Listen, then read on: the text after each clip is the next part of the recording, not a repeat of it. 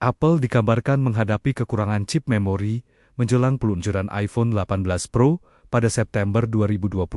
Kelangkaan ini dipicu meningkatnya permintaan memori untuk kebutuhan kecerdasan buatan, sehingga pasokan global semakin terbatas. Kondisi tersebut berpotensi membuat stok iPhone 18 Pro terbatas dan waktu pengiriman menjadi lebih lama. Pemerintah akan mengoptimalkan program mandatori biodiesel B50 untuk menekan defisit neraca dagang di sektor migas. Selain memangkas ketergantungan impor minyak mentah, optimalisasi B50 juga untuk memperkuat ketahanan energi nasional. Pemerintah bakal mengoptimalkan penggunaan bahan bakar nabati seperti program mandatori biodiesel B50 untuk menekan ketergantungan impor energi nasional yang mengerek defisit neraca dagang dengan sektor non-migas. Optimalisasi mandatori biodiesel seperti B50 diproyeksikan mampu memangkas ketergantungan impor minyak mentah sekaligus memperkuat ketahanan energi nasional. Menko Bidang Perekonomian Airlangga Hartarto mengakui selama ini sektor migas memang terus mengalami defisit, namun akumulasi kinerja perdagangan nasional secara umum masih berada dalam tren positif antara sektor migas dan non-migas. Pak, energi kan sudah bertahun-tahun neracanya negatif. Nah ini kita akan dorong kan dengan adanya misalnya biodiesel itu akan kita turuni. Berdasarkan data BPS, neraca dagang kembali defisit pada Juni 2026, menyusul masih besarnya tekanan dari impor minyak dan hasil olahan migas sebesar 0,45 miliar dolar Amerika. Adapun defisit bersumber dari perdagangan migas yang tercatat minus 3,49 miliar dolar Amerika dan penyumbang terbesarnya berasal dari impor hasil minyak dan minyak mentah. Dari Jakarta, Tim Liputan IDX Channel. Bank Indonesia melaporkan posisi cadangan devisa pada akhir Juli 2025 mencapai 145,3 miliar dolar Amerika, turun tipis dari bulan sebelumnya. Posisi cadangan devisa Juli 2026 dipengaruhi oleh penerimaan pajak dan jasa, serta penerbitan global bond pemerintah. Bank Indonesia melaporkan posisi cadangan devisa pada akhir Juli 2025 mencapai 145,3 miliar dolar Amerika, turun tipis dari bulan sebelumnya yang mencapai 145,6 miliar dolar Amerika. Posisi cadangan devisa Juli 2026 ini dipengaruhi oleh penerimaan pajak dan jasa serta penerbitan global bond pemerintah di tengah pembayaran utang luar negeri pemerintah dan kebijakan stabilisasi nilai tukar rupiah sebagai respon terhadap ketidakpastian pasar keuangan global yang kembali meningkat. Kepala Departemen Komunikasi BI Ramdan Denny Prakoso mengungkapkan cadangan devisa tersebut mampu mendukung ketahanan sektor eksternal serta menjaga stabilitas makroekonomi dan sistem keuangan. Kedepan BI meyakini ketahanan sektor eksternal tetap baik didukung oleh posisi cadangan devisa yang memadai serta aliran masuk modal asing. Sejalan dengan persepsi positif investor terhadap prospek perekonomian nasional dan imbal hasil investasi yang tetap menarik.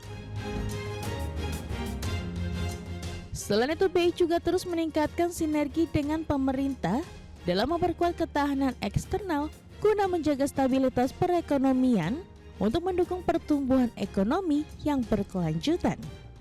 Dari Jakarta, Tim Liputan IDX Channel.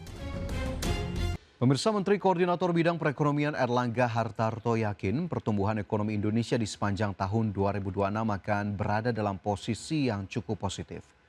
Menko Airlangga mengungkapkan bahwa sepanjang semester 1 yakni periode Januari hingga Juni 2026, perekonomian Indonesia tercatat tumbuh sebesar 5,45%.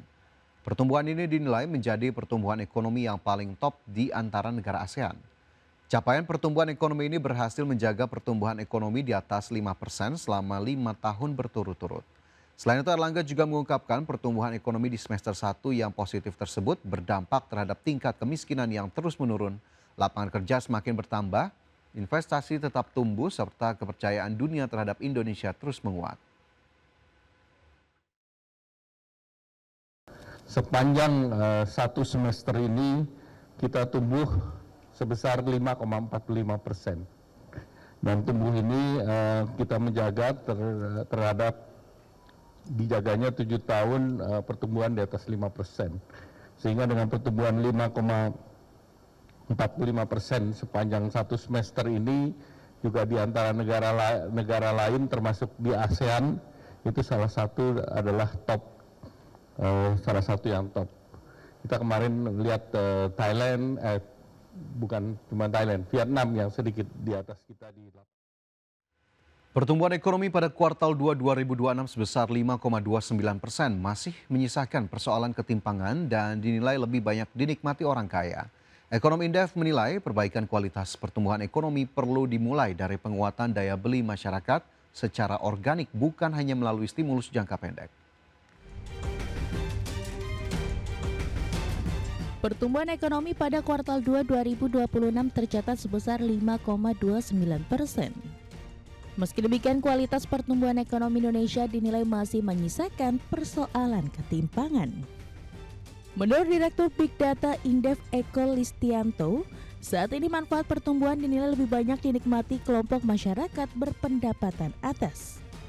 Hal tersebut tercermin dari meningkatnya rasio ketimpangan atau Gini rasio pada Maret 2026 yang meningkat dari 0,363 pada September 2026 menjadi 0,368 pada Maret 2026.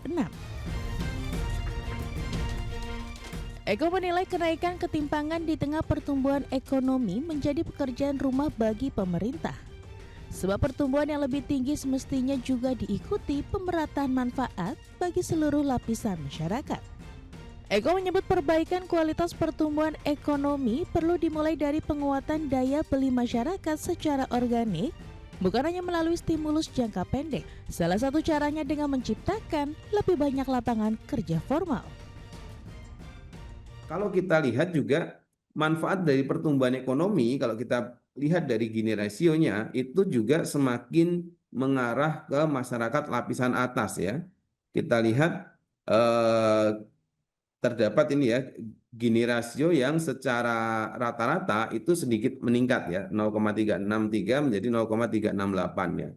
Ini tentu pertumbuhan kok naik ya, pertumbuhan naik, tapi kok ketimpangannya Gini rasionya juga melebar begitu. Ini tentu harus dijawab oleh pemerintah ya, bagaimana kemudian bisa memformulakan sebuah peningkatan akselerasi pertumbuhan ekonomi yang tidak berkonsekuensi kepada hanya dinikmati oleh masyarakat lapisan atas begitu. Berdasarkan data Badan Pusat Statistik, Gini rasio nasional naik 0,363 pada September 2025 menjadi 0,368 pada Maret 2026. Di wilayah perkotaan Gini rasio meningkat dari 0,383 menjadi 0,387, sedangkan di pedesaan naik tipis dari 0,295 menjadi 0,296. Jakarta, Tim Liputan IDX Channel.